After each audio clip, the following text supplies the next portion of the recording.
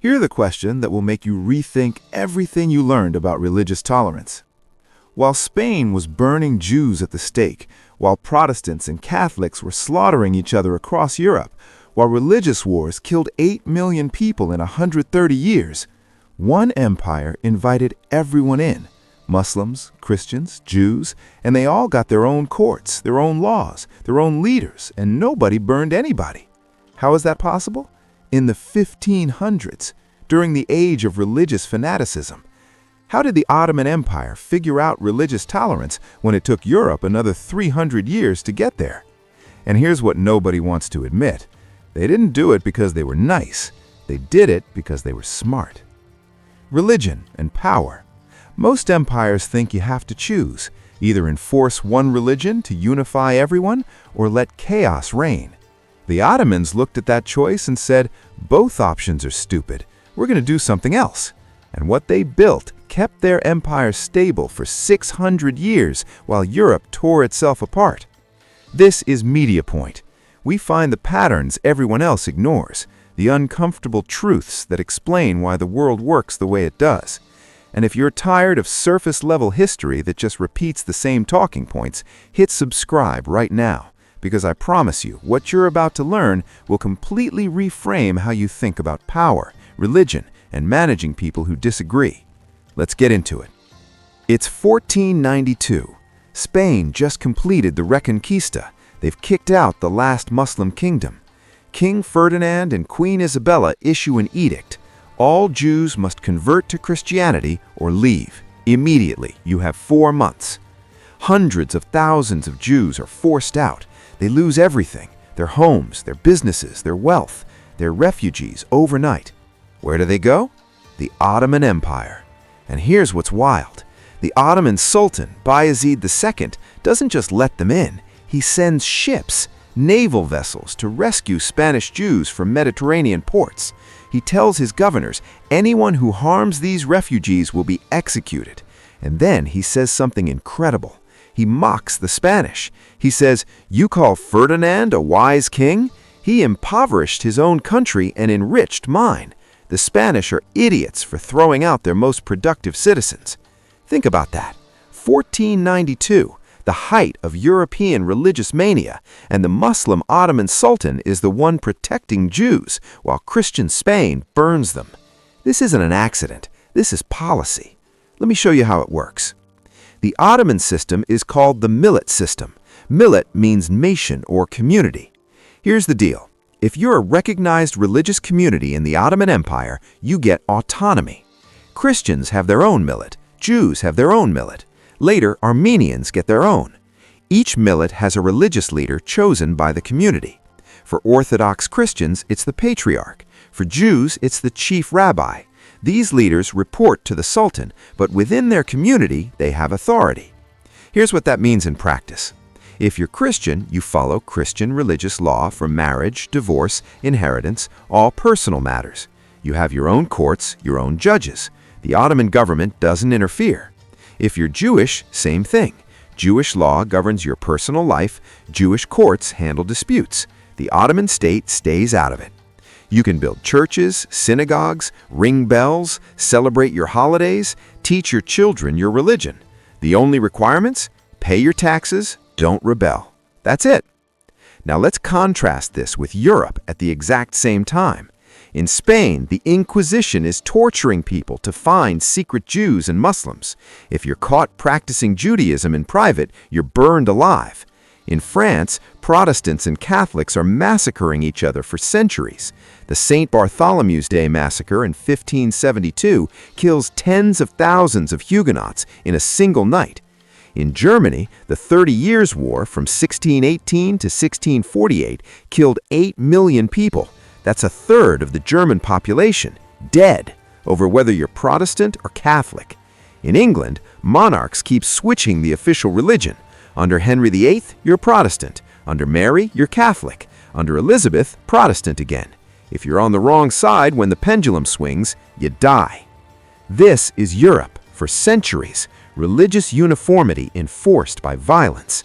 And across the Mediterranean, the Ottomans are just letting people believe whatever they want as long as they pay taxes. Why?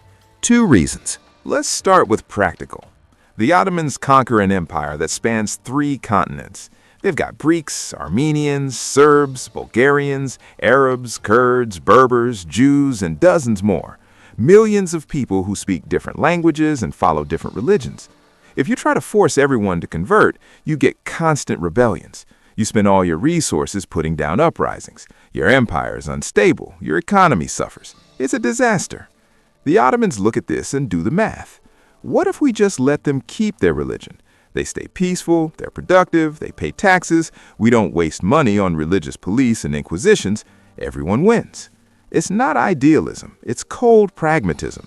If religious tolerance makes the empire richer and more stable, then we're doing religious tolerance. Second, the philosophical reason, and this is where it gets interesting. Islam has a concept called people of the book, Ahl al-Kitab.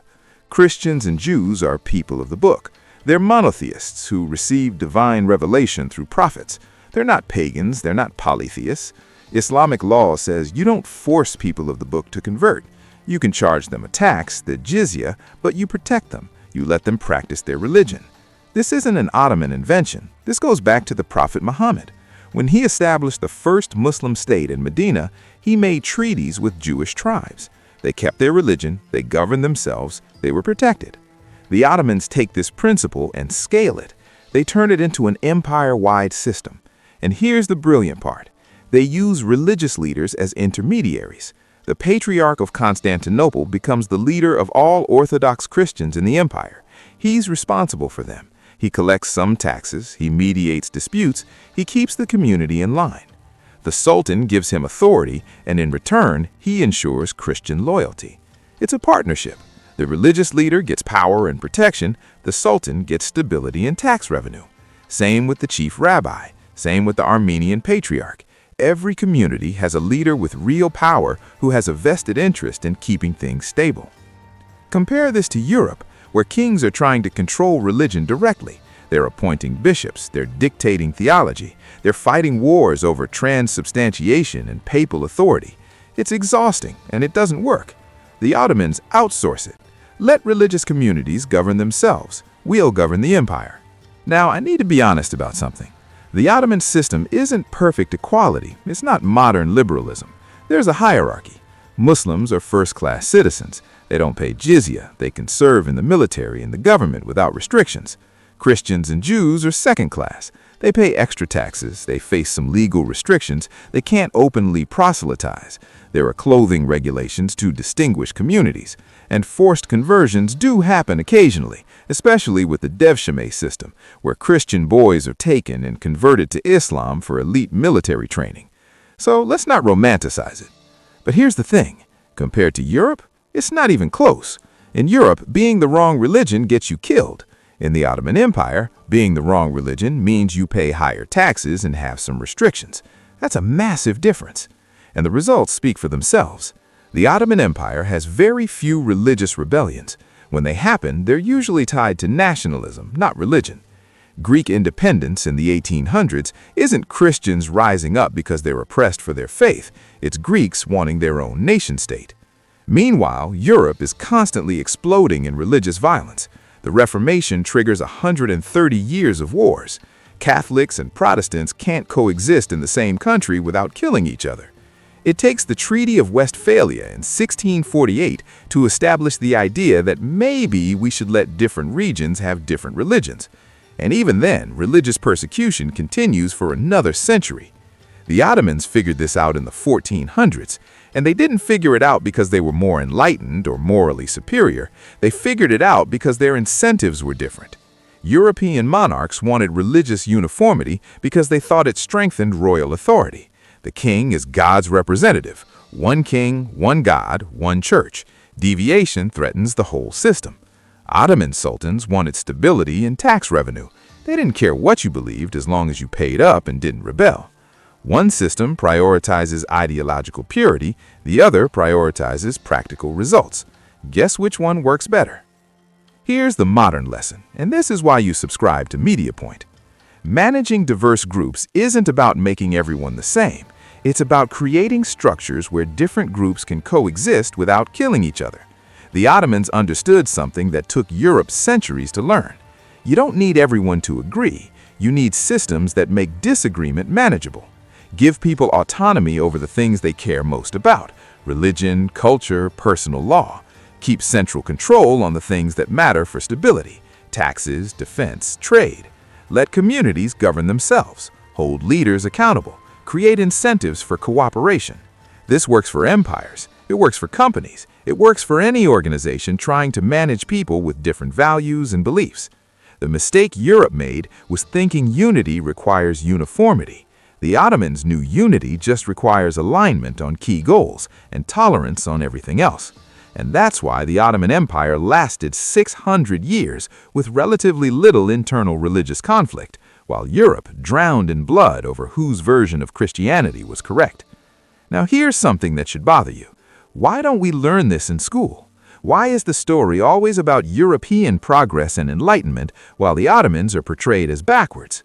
Maybe because admitting that a Muslim empire handled religious diversity better than Christian Europe for 300 years doesn't fit the narrative. But facts don't care about narratives.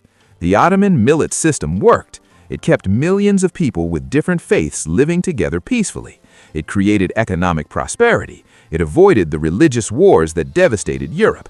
And it did all of this not through moral superiority, but through intelligent institutional design. That's the lesson. Good systems beat good intentions every single time. So, if you're building anything, stop trying to make everyone think the same way. Start building systems where people who disagree can still cooperate. That's what the Ottomans did. That's what works. And if this changed how you think about managing diversity, conflict, and power, smash that like button right now. Share this video with someone who needs to hear it, and subscribe to Media Point, because we're just getting started unpacking the patterns that actually explain how the world works. I'll see you in the next one.